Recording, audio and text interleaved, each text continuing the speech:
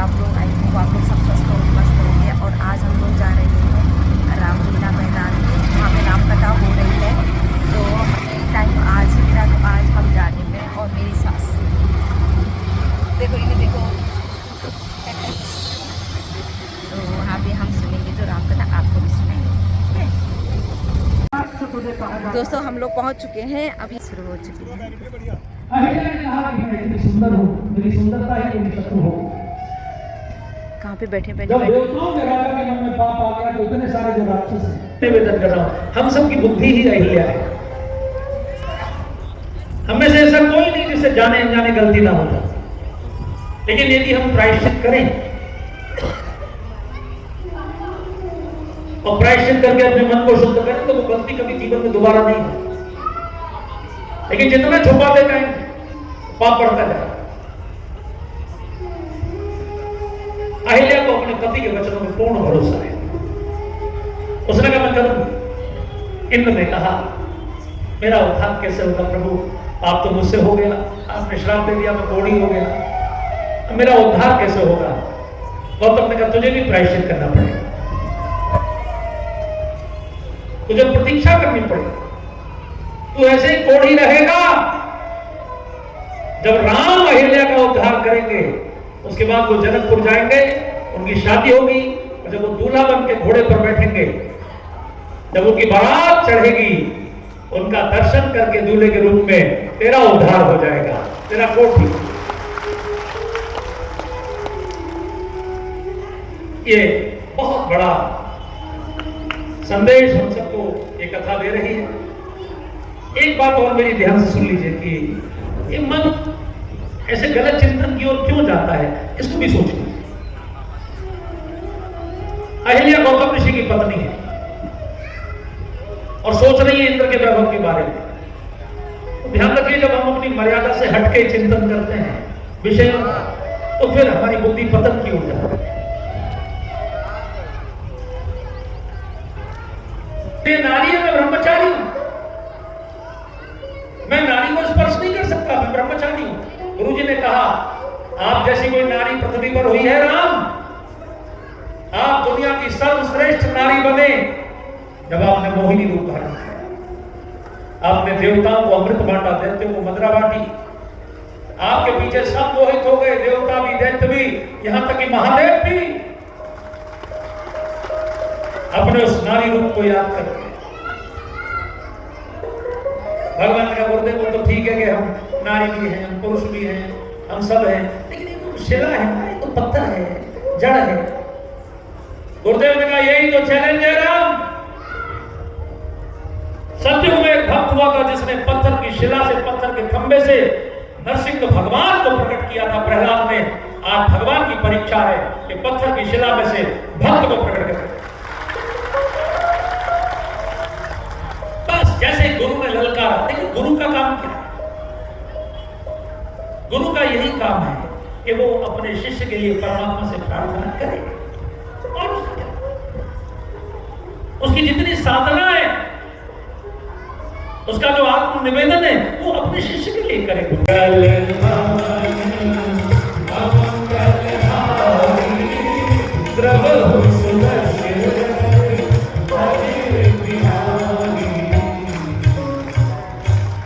विश्वामित्र जैसा गायत्री का साधक, जिन्होंने गायत्री की सर्वाधिक साधना की, जिन्होंने गायत्री मंत्र का सर्वाधिक प्रचार किया,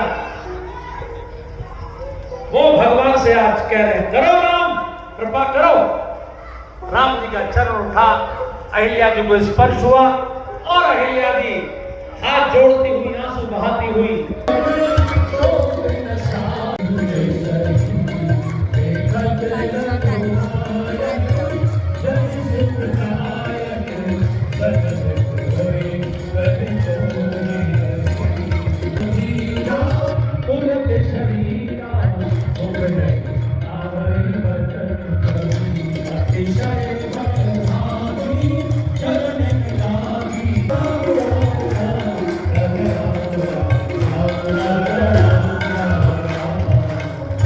अहिल्या जी के नेत्रों से आंसू की धारा बह रही है। भगवान ने कहा आपका उद्धार हो गया। आपको कुछ कहना है मां? अहिल्या ने कहा, आज मुझे समझ में आ गया आपके चरणों की धूल में कितनी ताकत है। गुरु विश्वामित्र ने पूछा, अहिल्या, इनके चरणों की धूल में कितनी ताकत है? अहिल्या ने कहा, मैं देख रही हूं कि रावण को मार के सारे संसार को सुख प्रदान कर रहे हैं। अभी ध्यान दीजिए, रावण 26 साल बाद मरेगा, आपके यहां नहीं। लेकिन अभी तो भगवान की शादी होगी, अभी शादी के बाद 12 साल अयोध्या जी रहेंगे, फिर 14 साल वनवास में रहेंगे, तब लास्ट में रावण मरेगा। वंदे विशुद्ध विज्ञान कवीश्वर कपीश्वर। कवीश्वर माने भगवान वाल्मीकि, कपीश्वर माने हनुमान जी। आप यहाँ बैठे हैं रामकथा के पंडाल में, यहाँ हनुमान जी भी हैं, भगवान भी हैं, भगवान वाल्मीकि जी भी हैं, सब दिव्य शक्तियां हैं, आपके पितर भी हैं, आपके देवता भी हैं। इन कलशों में सारे देवताओं पितरों का आवाहन है। आइए जरा भगवान से प्रार्थना करिए कि आपके चरणों की धूल थोड़ी सी हमें भी मिल जाए। हमारे ब्रज में यहाँ बड़ा प्यारा सा भजन सारे संत गाते हैं, जरा अपने लिए चरणों की धूल चाहिए कि नहीं आपको? तो फिर खड़े हो जाइए और खड़े होकर जरा ताली बजा के सब लोग गाइए।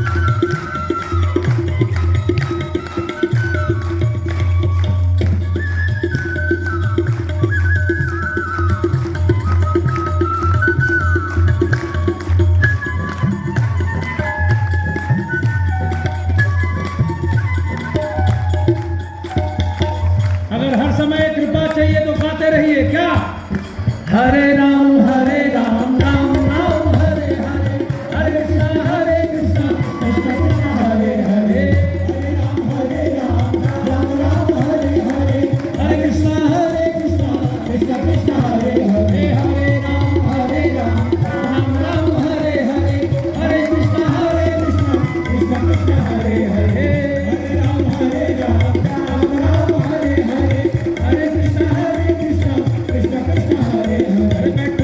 बैठो राम राम राम हरे हरे, हरे कृष्णा कृष्णा कृष्णा हरे हरे, हरे राम राम हरे हरे। के साथ जितने सन्यासी थे वो सब खड़े हो। जनक जी ने देखा दुनिया का सबसे बड़ा ऋषि खड़ा हो गया, इनके साथ जितने बाबा थे सब खड़े हो गए, इसका मतलब कोई बहुत बड़ा वीवीआईपी है। तो जनक जी भी खड़े हो गए, और जनक जी खड़े हुए तो उनके जितने कैबिनेट मिनिस्टर थे वो सब खड़े हो गए। क्या भगवान का फर्स्ट इंप्रेशन है, उठे सकल रघुपति आए, सब खड़े हो गए। किसी ने गुरु जी से पूछा, ये तो आपके चेले हैं, आप चेले के लिए खड़े क्यों हुए? गुरु जी ने कहा, भले ही मेरे चेले हैं, मान लीजिए यहाँ आपके घर का कोई बालक, भले ही आपका बेटा है, आपका पौत्र है, अगर वो सेना में है और परमवीर चक्र जीत के आए तो क्या पूरा गांव उसका अभिनंदन नहीं करेगा? करेगा? अरे वो गांव का बच्चा है, लेकिन उसके कर्म का अभिनंदन। गुरुजी ने कहा, अभी तक मेरे बच्चे का सामाजिक कहीं भी अभिनंदन नहीं हुआ, इसने ताड़का मारी, मारीच मारा, सुबाहु मारा, इतने बड़े बड़े राक्षस मारे, यज्ञों की रक्षा की, ऋषियों की रक्षा की, जंगल में मोर नाचा किसने देखा? इसलिए अब पहला राजधानी में अभिनंदन मैंने आके यहां पर किया है। जनक जी तो देखते ही रहे। ध्यान से देखिए, जनक जी दुनिया में किसी के रूप को देखकर प्रभावित नहीं होते। उनका नाम विदेह है, वो ज्ञानी है, परमहंस है। वो जानते हैं 20 साल की उम्र में जो रूप बहुत सुंदर है, 80 साल की उम्र में वैसा होगा। इसलिए जनक जी बहुत ऊपर की चीजों पर नहीं फंसते हैं, विदेह है। लेकिन आज राम को देखकर देखते ही रह गए, उनके चेहरे से निगाहें हटी नहीं। रूपशील बलधाम मथुरा के सब साथी जग, जिते हो असुर संग्राम। भगवान के अंदर 3 गुणों का भंडार है। तो बहुत सुंदर भी है, बहुत विनम्र भी है और बहुत बलवान भी। यानी इतने बलवान है कि जिस धनुष को 10,000 राजा नहीं उठा पाए, उसको तिनके की तरह तोड़ दिया। वो इतने सुंदर है कि जनक जी जैसा विदेह उनके चेहरे से नजरें नहीं हटा, पूरा जनकपुर दीवाना हो गया। और वो इतने विनम्र हैं कि उनके दुश्मन भी उनकी प्रशंसा करते हैं। इतना मीठा स्वभाव है, इतना मीठा बोल, ये बड़ा रेयरेस्ट कॉम्बिनेशन है। आप ध्यान से देखिए, अब देखिए एक आदमी के अंदर तीनों चीजें मिल ही नहीं सकती। अगर कोई बहुत सुंदर होगा तो जो सुंदर लोग होते हैं वो थोड़े नाजुक होते हैं, थोड़े सॉफ्ट होते हैं, थोड़े कोमल होते हैं। लेकिन ये जितने सुंदर है उतने बलवान, और जो बलवान लोग होते हैं उनको आप जानते हैं कि वो थोड़े अकड़ू होते हैं। आपने देखा जरा से हमारे बच्चे आजकल उसमें जा रहे हैं, क्या कहते हैं, जिम में जाते हैं, और जिम में जाकर थोड़े 6 पैक्स बना लेते हैं, तो कितना उनमें दिखावा आ जाता है। यहाँ तक कि टी शर्ट पहनते, यहाँ तक शॉर्ट, जिससे उनके डोले दिखे, और फिर ऐसे चलते हैं। यानी जरा सा शरीर बन गया। पहले बड़े बड़े पहलवानों को हम देखते थे, बचपन से हमने गुरु हनुमान को देखा, मास्टर चंद्रगिराम को देखा, इतने बड़े बड़े पहलवान, इतने विनम्र होते थे, कुर्ता पहनते थे, ढीला पजामा, जिससे नजर ना लगे शरीर, अंदर बहुत शानदार शरीर हो, दिखाते नहीं थे।